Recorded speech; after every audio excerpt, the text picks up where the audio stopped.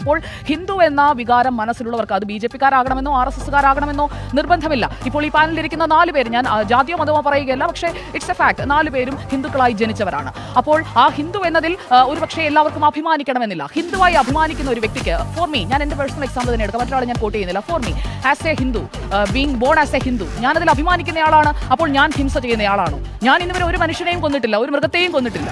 അപ്പോൾ ഹിന്ദുക്കളെല്ലാം ഹിംസ ചെയ്യുന്നവരാണ് എന്നുള്ള രാഹുൽ ഗാന്ധിയുടെ പരാമർശത്തോട് എനിക്ക് വിയോജിപ്പുണ്ട്.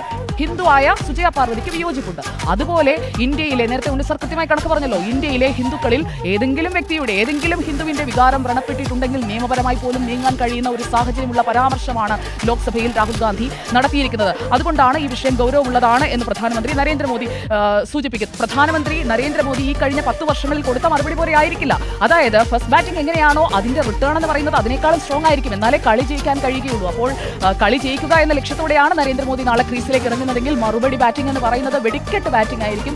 ഒരു ദാക്ഷിണ്യവും ഉണ്ടാകാനുള്ള സാധ്യത ഞാൻ കാണുന്നില്ല. അപ്പോൾ ആ മറുപടി ബാറ്റിംഗിനായി നമുക്ക് കാത്തിരിക്കാം. കാണാൻ പോകുന്ന പൂരം പറഞ്ഞറിയിക്കേണ്ടല്ലോ. പിന്നെ എല്ലാ മതങ്ങളെക്കുറിച്ച് പറഞ്ഞപ്പോൾ സിഖ് വിഭാഗത്തെക്കുറിച്ചും പറഞ്ഞിരുന്നു. ഗുരുനാനാക്കിന്റെ ചിത്രം ഉയർത്തിക്കാട്ടിയതിനെക്കുറിച്ചും അങ്ങ് ഇവിടെ പരാമർശിച്ചു. അപ്പോൾ 1984 സിഖ് വിരുദ്ധ കലാപത്തെക്കുറിച്ച് കൂടി രാഹുൽ ഗാന്ധിക്ക് ഓർമ്മയുണ്ടാകണം എന്നുള്ളതാണ് ഈ അവസരത്തിൽ എനിക്ക് വിനയത്തോടെ അദ്ദേഹത്തെ ഓർമ്മിപ്പിക്കാനുള്ളത്.